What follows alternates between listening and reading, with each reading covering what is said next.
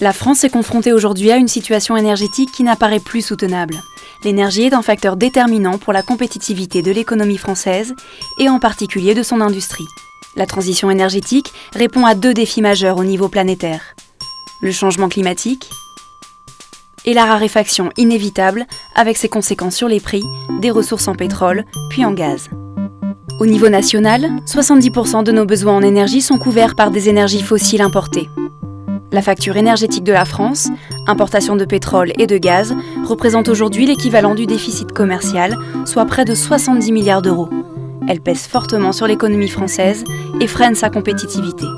L'augmentation de la précarité énergétique des ménages, ceux dont les dépenses directes d'énergie, chauffage, carburant, électricité dépassent 10% du budget, est inquiétante. La transition énergétique peut être perçue comme une contrainte, mais elle peut et doit être une chance en matière de sécurité énergétique, de relance économique, de justice sociale et de progrès environnemental. 2 orientations se dégagent pour répondre aux différents enjeux.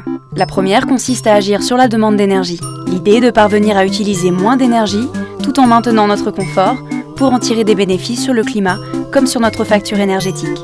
La seconde consiste à développer les énergies renouvelables produites sur le territoire pour à la fois réduire nos importations et pour amener la part de l'énergie nucléaire dans la production d'électricité de plus de 75% aujourd'hui à 50% en 2025. Ces orientations font déjà l'objet d'engagements. Réduire de 20% au moins les émissions de gaz à effet de serre d'ici à 2020 et les diviser par 4 d'ici à 2050. Réduire la consommation d'énergie finale à 130 mégatonnes équivalent pétrole en 2020 au lieu de 156 en 2011. Porter la part des énergies renouvelables à 23% de notre consommation d'énergie d'ici à 2020. La France n'apparaît pas sur la voie d'atteindre ces objectifs qu'elle s'est fixés à moyen et long terme. Elle doit renforcer son action. Le système énergétique ne peut être bouleversé du jour au lendemain. Il faut tenir compte des cycles d'investissement dans les grandes infrastructures. Des décisions importantes doivent être prises dans les prochaines années, par exemple sur le prolongement de la durée de vie, le remplacement ou la fermeture progressive des réacteurs nucléaires.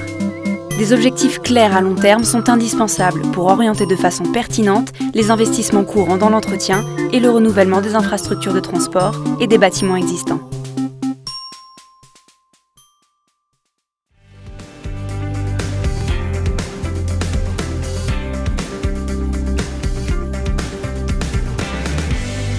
Je m'appelle Gaël Joanne, je suis responsable des opérations. Les fonctions, c'est tout ce qui a trait au fonctionnement quotidien du site, que ce soit le quotidien vraiment basique, nettoyage, enlèvement des déchets, valorisation, maintenance.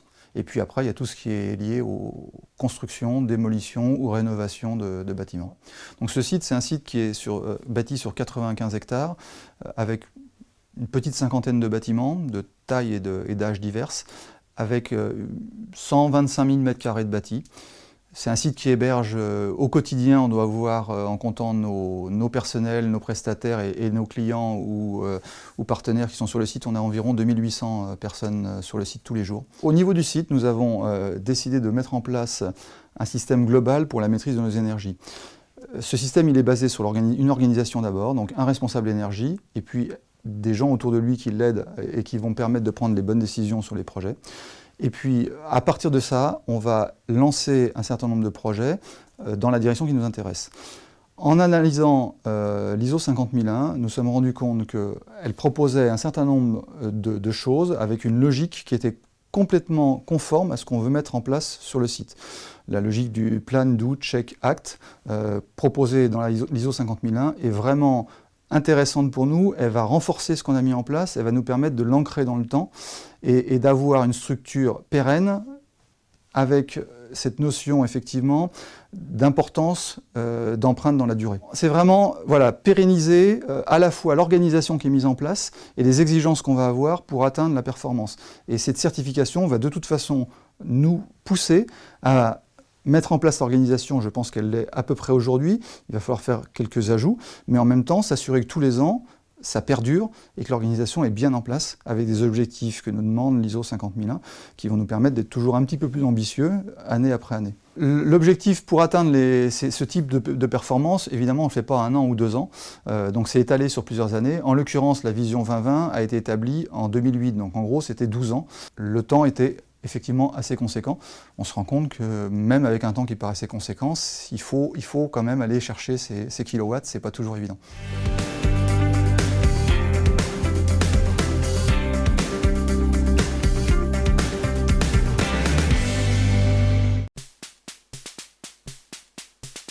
L'efficacité et la sobriété énergétique sont des leviers puissants d'action sur l'ensemble de nos consommations d'énergie. L'évolution du comportement des consommateurs, dans leur vie privée comme au travail, est une composante de la maîtrise de leur consommation. Des gains d'énergie importants peuvent être réalisés sur l'efficacité des équipements plus performants et sur la qualité de l'isolation thermique des bâtiments. L'organisation collective de nos besoins, par exemple les choix d'urbanisme ou les circuits de distribution, est très importante pour maîtriser nos consommations d'énergie. Cette politique peut être appliquée de façon progressive mais active dans l'ensemble de nos activités. Elle concerne l'ensemble des ménages, des entreprises et des collectivités. L'évolution de la surface des bâtiments doit être maîtrisée pour contrôler leur consommation. Pour les bâtiments existants, la mise en œuvre d'un programme global de rénovation thermique est incontournable. L'aménagement du territoire a un impact sur la consommation d'énergie des transports en réduisant notamment les distances entre les habitations, les lieux de travail, de loisirs ou de consommation. Le choix d'encourager certains modes de transport ou la production de véhicules plus propres est également essentiel. Dans le secteur de l'industrie, l'action sur la consommation d'énergie repose sur l'efficacité de sa production et la meilleure utilisation des matières premières, y compris le recyclage. La baisse de la consommation ne s'inscrit pas dans une démarche de restriction, mais dans l'idée de consommer mieux, c'est-à-dire moins en quantité, mais plus en qualité. La politique de maîtrise de la demande doit tenir compte des inégalités sociales face à la consommation d'énergie. Les citoyens ne sont pas égaux face aux dépenses contraintes d'énergie, chauffage et déplacement, selon l'endroit où ils résident. Enfin, certains craignent que la maîtrise de la demande soit contradictoire avec l'idée de croissance, alors que d'autres, au contraire, pensent que cela peut générer des nouvelles activités et créer des emplois dans les transports en commun, les bâtiments ou les services.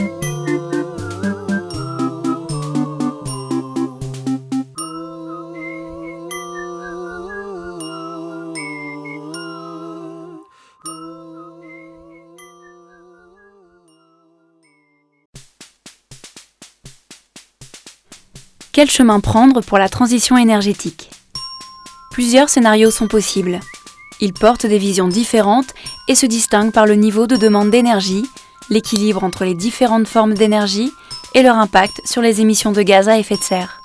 Ils peuvent être regroupés en grandes familles de trajectoires selon le niveau de consommation d'énergie qu'ils visent. L'hypothèse d'une consommation d'énergie à peu près stabilisée, l'hypothèse d'une réduction modérée de la consommation d'énergie, l'hypothèse d'une réduction renforcée de la consommation d'énergie.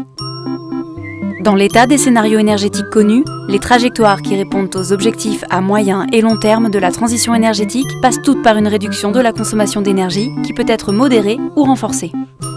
Les trajectoires proposées peuvent être analysées en fonction de nombreux critères économiques, prix de l'énergie, besoin d'investissement, emploi, des critères sociaux, cohésion sociale, développement territorial, ou liés à la sécurité énergétique, aux impacts environnementaux et aux risques. Quelques perspectives de décision sont à débattre. Quelle gestion du parc nucléaire ? Quel aménagement du territoire ? Quel choix pour les consommateurs et les industriels ? Les scénarios et leurs comparaisons permettent, au-delà de l'évaluation de leurs résultats face aux engagements de la transition énergétique et de leur analyse en fonction des différents critères évoqués, de faire émerger des questions structurantes pour les évolutions du système énergétique.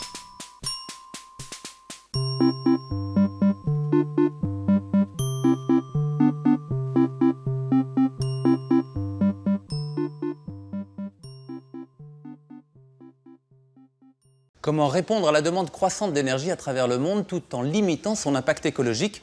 C'est la question que nous allons soulever dans cette rubrique Terre. Mais avant d'apporter une réponse innovante, évidemment, faisons un point sur la production d'électricité en animation. Par définition, un courant électrique, c'est un mouvement d'électrons. Pour créer ce courant, il faut une source d'énergie. Cette source peut être régulée à volonté, comme la chaleur dégagée par une centrale nucléaire ou la chute de l'eau libérée par un barrage. La production d'électricité peut alors s'adapter à la demande de la consommation.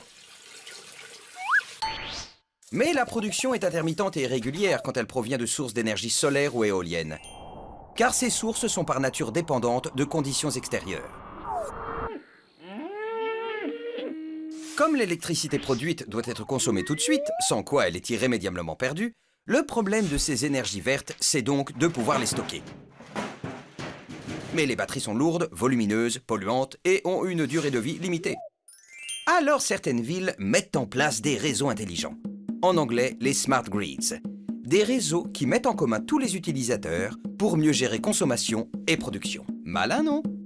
Multiplier les sites de production de l'électricité, la mettre en partage sur le réseau et l'envoyer là où elle est utile, tout comme l'information sur Internet. C'est ça, le concept du smart grid, du réseau électrique intelligent. Nous prenons tout de suite la direction de la Hollande, où un petit village a mis en pratique ce concept et réduit la facture de ses habitants.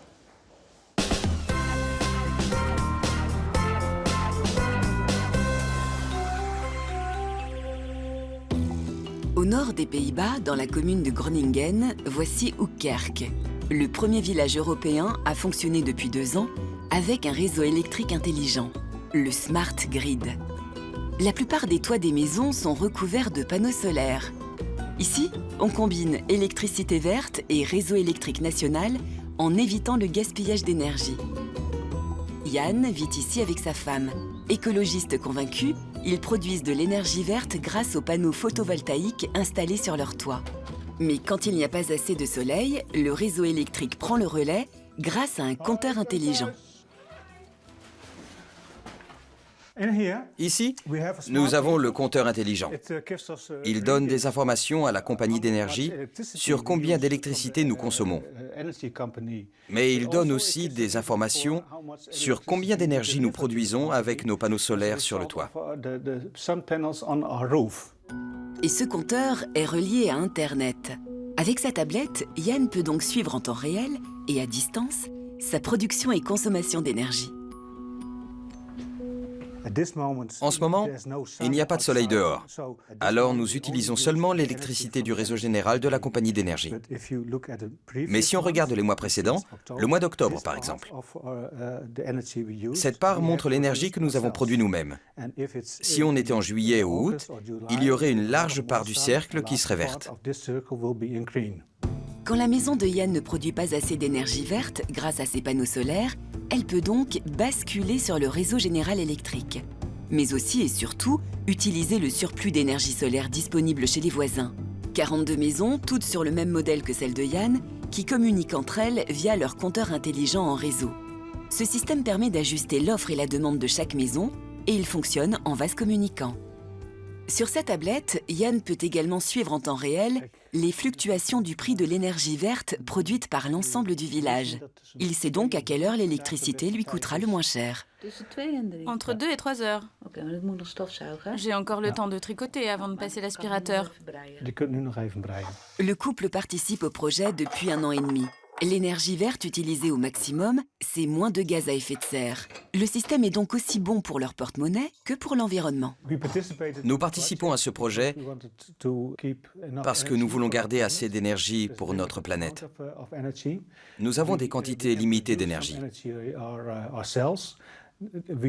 En produisant notre énergie nous-mêmes, nous devenons aussi moins dépendants de la compagnie d'énergie et des prix qu'elle pratique. Pour nous, c'était important de participer à ce projet. Et ce système qui bénéficie à tout le quartier renforce aussi les liens de voisinage. Autour de la table, on discute des économies faites chaque mois. Et ce matin, Myriam a sans doute utilisé l'énergie solaire de Rita, mis dans le réseau. J'ai seulement 6 panneaux solaires. Et Rita, elle, en a 12. Elle a donc un surplus d'énergie. Oui, parce que quand nous n'utilisons pas toute l'énergie nous-mêmes, nous pouvons la vendre par exemple à Myriam, à Otto, à tous nos voisins. Produire de l'énergie et la redistribuer en fonction des besoins, c'est désormais possible avec le réseau intelligent qui sait réguler l'énergie et éviter au maximum le gaspillage. Mais avec ce système en flux tendu, tout ce qui n'est pas consommé est tout de même perdu. Une des étapes supplémentaires à atteindre en termes d'innovation est donc de savoir stocker l'énergie verte. Il était une fois un temps où les centrales produisaient un flux continu d'électrons. Ah, insouciante jeunesse de l'humanité, qui vit une époque paisible dans son petit paradis ménager. Adam, tu ne trouves pas que notre facture d'électricité est un peu élevée? Le gestionnaire de réseau maîtrisait ces électrons. Mais le paradis ne dure qu'un temps, et chacun sait qu'il prend fin avec la connaissance. Aux heures de pointe, la planète est en sur-régime. L'homme produit dangereusement toujours plus de CO2.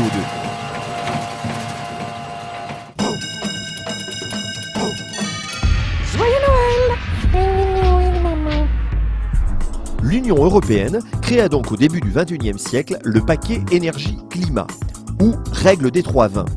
Augmenter de 20% l'efficacité énergétique d'ici 2020, réduire de 20% par rapport à 1990 les émissions de gaz à effet de serre, porter à 20% la part des énergies renouvelables dans la consommation énergétique de l'Union européenne en 2020. Mais Grenoble a mis la barre plus haut et s'est fixé l'objectif de diviser par 4 l'émission de gaz à effet de serre jusqu'en 2050.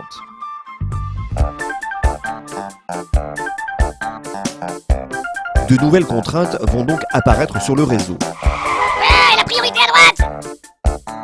Et surtout, l'homme et la femme prennent conscience de l'impact de leurs actions de consommateurs sur la production de l'énergie et sur l'environnement.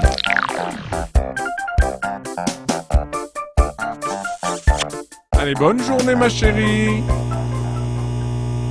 Enfin, tout n'est pas encore au point. Car le système simple et centralisé se transforme en système complexe avec de nombreuses interactions. Le réseau voit passer des flux d'électrons non optimisés, l'équilibre offre-demande est menacé. Et toujours ses impacts sur l'environnement. Sans règles cohérentes, c'est la panique.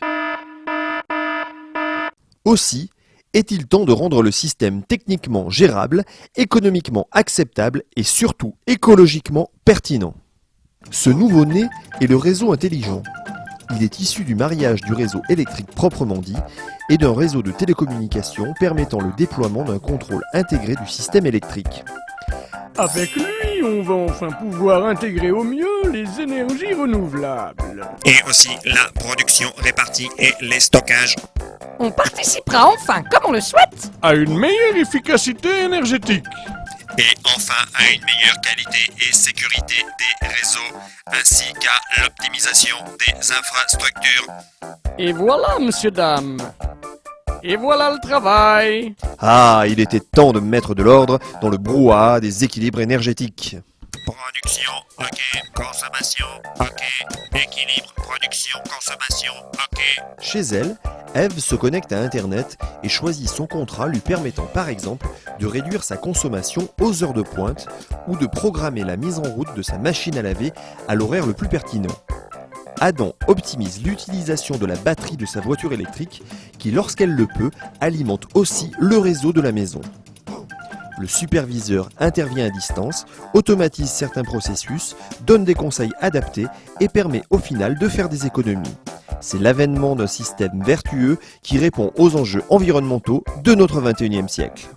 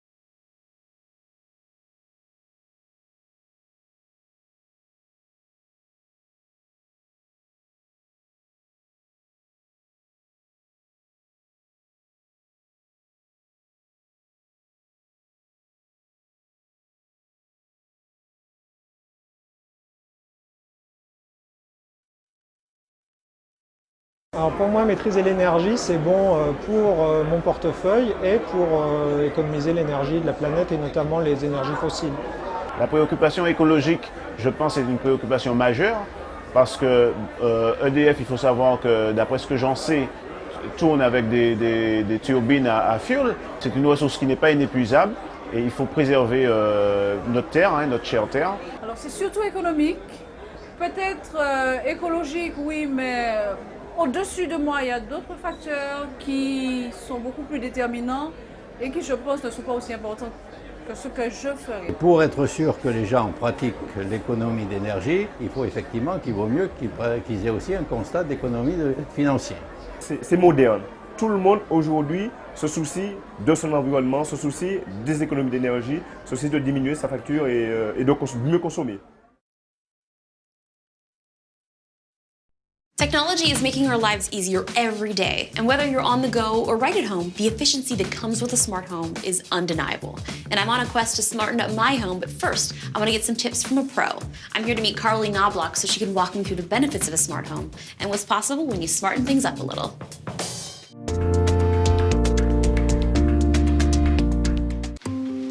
Someone is at the front door. Hey, Justine. Hi, Carly. Good to see you. Good to see you, too. Come on in. I'll show you around. So the whole essence of a smart home is to make things easier and more efficient. So imagine your shades, your lights, the security system, the televisions. It's all operable from one interface, whether it's this tablet here, or a smartphone in your pocket, or a number of panels all around the house. Behind here, this is the Control4 system that runs the entire house. And what's so cool is it takes all of this computing power and puts it into that very easy to use interface. How much would one of these cost? Well, you can actually get into a home automation system for about $1,500, but some go into the hundreds of thousands. So as we transition from day to night, you can see the house is transitioning too. The lights are going up, the temperature's adjusting. But we've talked a lot about how you can operate this from inside the house, but thanks to smart devices, now you can really operate the whole thing from anywhere in the world.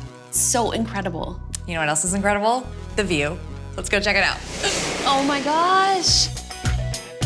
Getting a tour of a fully integrated smart home was incredible and inspiring, and I'm sure we'll see more smart homes built in the future. Now that I've got a better idea of what's possible, I'm going to pick up a few gadgets to smarten up my home, and I think I can do it without spending an arm and a leg. So let's do this. The Nest Smart Thermostat is exactly what it sounds like. It learns your habits to make things more efficient, and you can control the temperature in your house remotely. It's pretty easy to swap out from a standard thermostat. So now, I can cool my house down from my car on the way home, and it'll be the perfect temperature when I arrive. Parent Flower Power is exciting for anyone that has struggled to keep plants alive. It measures light exposure, ambient temperature, fertilizer, and soil composition, as well as moisture. It compiles all of this data in an app that gives you an overall indication of your plant's health. With over 7,000 plants listed in the app, you'll have instant access to the needs of each individual plant. I've never really had a green thumb, but now I might have a fighting chance to keep some plants alive. Cube sensors are great for giving you overall stats on your environment. They're cordless monitors that can be placed in each room around the house. They'll measure air quality, temperature, humidity, barometric pressure, and even noise. It can tell you if it's too bright to sleep or too dim for working, and it glows different colors to let you know your indoor health rating. The app compiles all of the data from each cube and gives your home an overall health score. So not only does it monitor the things around your house, but it gives you insight into what you can change to improve your surroundings. Philips Hue Lighting is an app-controlled system that enables you to turn lights on and off, dim them up and down, and the coolest part is you can change the color of the lights with the app. Soft white for cleaning or studying, and alternating colors for a party, because really, it can be anything you want. The system works with three main components: the lights, which can be screwed into just about any standard light fixture, and the bridge, which needs to be plugged into a router for internet connection. And, of course, the app, which gives you full control over the lights, either one at a time or all at once. The Dropcam Pro is like having a high-tech security system that I control. It's a camera and cloud-based Wi-Fi video monitoring service with free live streaming. You can see and hear what's going on from your smartphone or connected device. And you can even talk through the camera to whoever's in the room. And it even has night vision too. Just don't forget that it's on. Thanks to smart home technology, I can have full control of things around the house from just about anywhere. Information is empowering, and what you do with it is up to you. So bring a little life into your home with smart technology, but most of all, have fun. Thanks for watching Hardwired. Make sure you're subscribed to AOL Originals for all new episodes and exclusive behind-the-scenes footage. Also, be sure to check out more of my Hardwired episodes here to see all of the wearable tech that I've tested so far. Enjoy!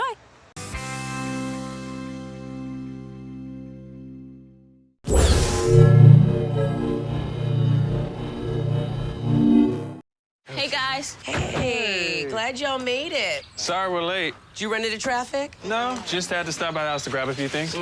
You stop by the house? Uh-huh. All right, whenever you get your stuff, run upstairs, get cleaned up for dinner. You leave the house in good shape? Yeah, of course. Last second field goal. Yeah, sure you did. Introducing AT&T Digital Life. Personalized home security and automation with limited availability in select markets. Pour moi, charger l'énergie ensemble, la première des choses à faire, c'est avoir le geste économique.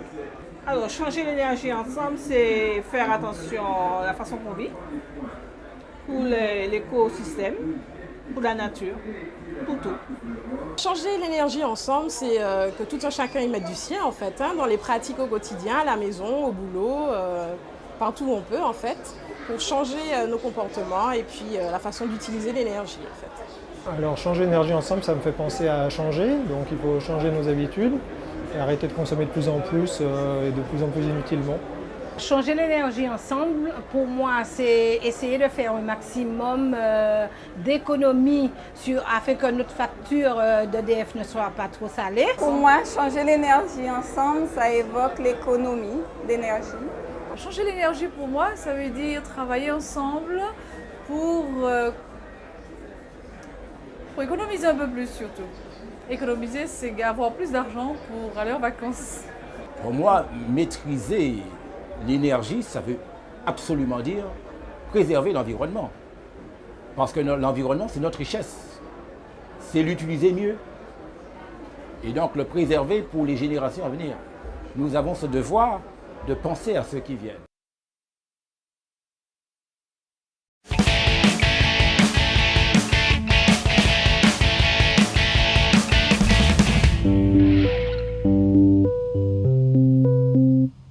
Le département du Bas-Rhin compte aujourd'hui 82 000 personnes âgées de plus de 75 ans. Elles seront 125 000 en 2030. Nos aînés manifestent le désir de continuer à vivre chez eux le plus longtemps possible. Pour répondre aux enjeux de la dépendance et offrir plus de sécurité et de confort, il faut réinventer de nouveaux lieux de vie. Plus ergonomiques, ces nouveaux espaces profitent des toutes dernières innovations technologiques. Parmi elles, la domotique qui offre de nombreuses solutions. Afin de rendre plus facile la vie de tous les jours, la domotique allège les efforts quotidiens et cela commence dès le matin. Les chutes concernent chaque année près d'une personne sur deux âgée de plus de 80 ans. Certaines d'entre elles sont notamment dues à un défaut d'éclairage.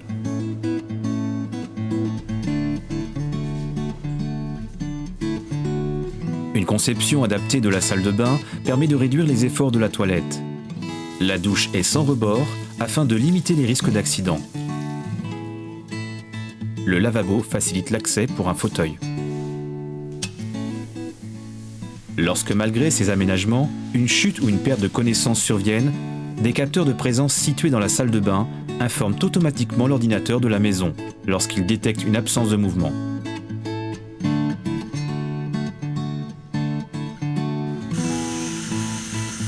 Un signal visuel et sonore se déclenche alors, prévenant les occupants éventuels du logement. Si la personne est seule chez elle, l'ordinateur contacte aussitôt un référent extérieur, déterminé à l'avance, ou les secours de première urgence, si cette personne ne répond pas. Dans les toilettes, l'utilisateur peut appuyer sur un bouton d'appel d'urgence et déclencher ainsi le même scénario. Ces capteurs et commandes peuvent être installés dans toutes les pièces de la maison et sont paramétrables selon les besoins et les risques potentiels de chaque utilisateur. La mesure d'activité grâce à des capteurs domotiques s'appelle l'actimétrie. Les relevés effectués par les capteurs, précisant par exemple le temps passé sous la douche, dans la cuisine ou dans le lit, permettent de détecter des situations anormales. Des informations ou alertes automatiques peuvent être transmises à l'entourage familial ou médical. La domotique et l'adaptation de ces nouveaux espaces de vie n'est pas réservée qu'aux maisons neuves. Le logement collectif est également concerné, comme dans cet appartement entièrement rénové. Les volumes ont été retravaillés de manière à rendre le logement plus spacieux et fonctionnel. Les passages de portes ont été élargis, les seuils supprimés, les portes standards ont été remplacées par des portes coulissantes. Dans cet appartement, la domotique offre de nombreux avantages dans la surveillance et la gestion à distance du logement. Qu'il s'agisse de la gestion du chauffage ou d'une fuite sur une canalisation, les capteurs font remonter aussitôt l'information à l'ordinateur, puis, si nécessaire, aux personnes extérieures concernées, comme le bailleur social de l'immeuble.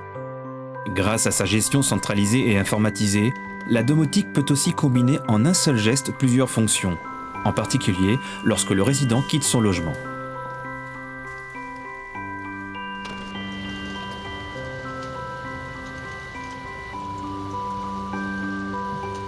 En cas de tentative d'intrusion, la maison intelligente ne se laisse pas faire. Le programme dédié se met en route. Toutes les lumières s'allument, il est impossible de refermer les volets et une alerte SMS est envoyée aux résidents. Lorsque le SMS a été validé, l'alarme se coupe et tous les volets se ferment en attendant une intervention de la police. La technologie actuelle, couplée à une conception de l'espace adapté à la perte d'autonomie, permet d'offrir un nouveau cadre de vie au service d'une vie quotidienne à domicile, facilitée et sécurisée.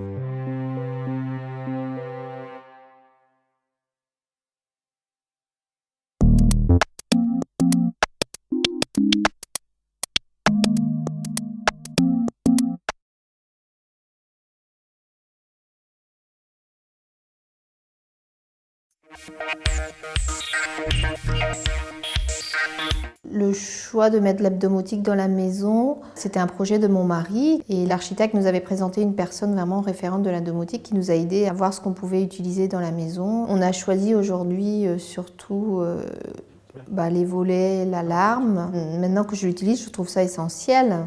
La demande initiale, c'était juste sur le contrôle solaire. Et au fur et à mesure de nos échanges, je me suis rendu compte que mon client en souhaitait un peu plus, notamment la détection anti-intrusion. Et aujourd'hui, avec les iPhones ou les iPads, on pouvait contrôler le chauffage et on s'est pris un peu au jeu de pouvoir, de manière très simple, faire confiance aux domoticiens.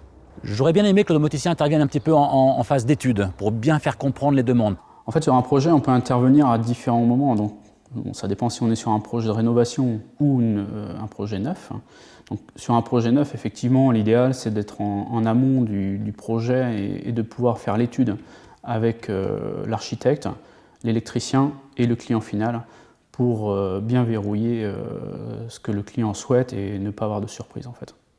Dans une maison, il y a différents systèmes. Il y a le menuisier qui va mettre son système pour les volets roulants.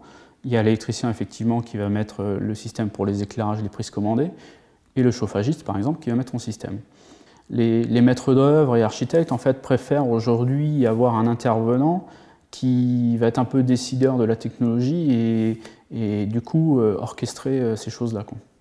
Le choix de la solution Somfy Taoma avec le protocole IO, pour moi il est important. Alors d'abord parce que Somfy est un fabricant connu et qui a une pérennité dans le temps. Hein.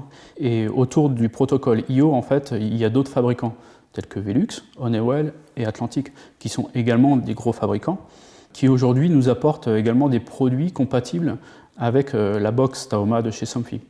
Donc on va pouvoir, au-delà de piloter les volets et le système d'alarme, pouvoir suivre la consommation électrique de la maison, piloter le chauffage, et si on avait effectivement des Velux dans la maison, pouvoir aussi piloter nos Velux motorisés et les volets de toit.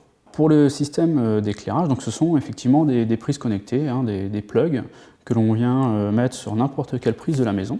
Donc il y en a 3, elles sont identifiées et donc les clients mettent ces prises là où ils veulent et depuis leur smartphone ou la tablette, ils peuvent piloter ces prises commandées. Nous, on avait choisi aussi la domotique pour, comme notre maison est labellisée BBC, pour chauffer la maison en mi-saison à travers les vitres. Quand par exemple on part en week-end, on sait que nos volets sont ouverts et qu'on va gagner les 2-3 degrés qui nous manqueraient pour ne pas mettre de chauffage. Le budget global de cette installation au niveau domotique est approximativement 5 000 ou 6 000 euros, quoi. Donc, ce qui est quand même intéressant par rapport au confort que cela apporte aux clients.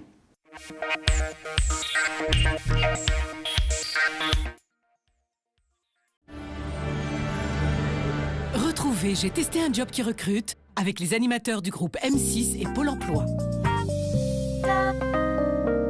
Alors, est-ce que j'ai tout bien configuré? La grosse boule, super. Maintenant, les petits satellites. Oh, et la domotique, c'est magique.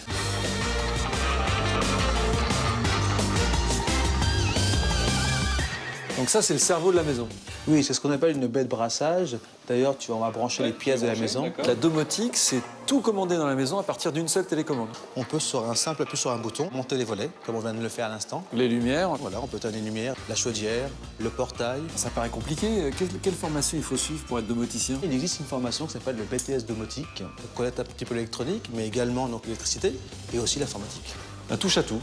Oh là, j'ai dû me tromper là, non? T'as mis le volet avec la lumière, oui. Ah, pardon.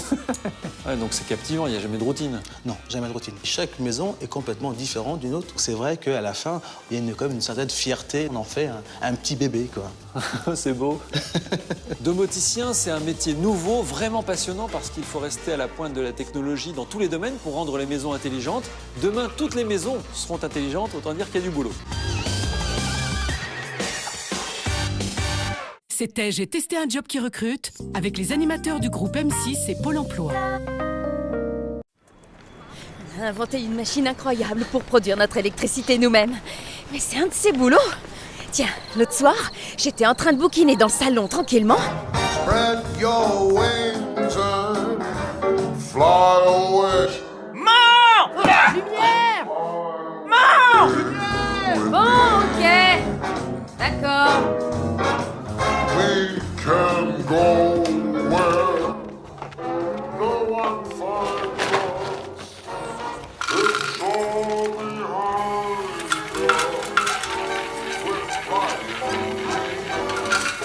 Don't you worry. Attends, t'es en train de me dire que t'as des hamsters qui produisent ton électricité? Mais non, je plaisante, voyons, des hamsters. Par contre, regarde, j'ai ça. Je contrôle toute l'énergie de la maison. C'est comme ça qu'on fait des économies. Ah ouais? Non, parce qu'attends, des hamsters quand même, pauvre bête. Avec Wiser, faire des économies n'a jamais été aussi facile.